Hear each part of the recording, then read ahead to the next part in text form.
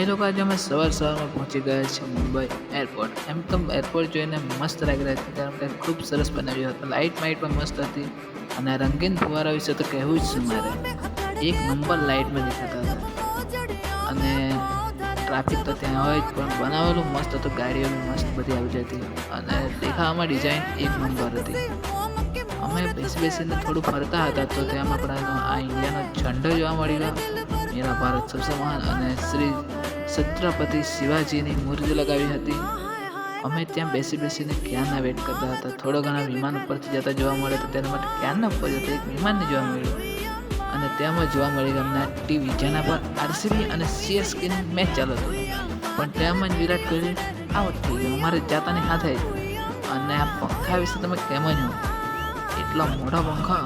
અને છેલ્લે જોવા મળી કે આપણા મુંબઈ ઇન્ડિયન્સની ટીમ એના પુતળા ત્યારે સુપરમેન બનાવી દીધેલા હતા બધાને.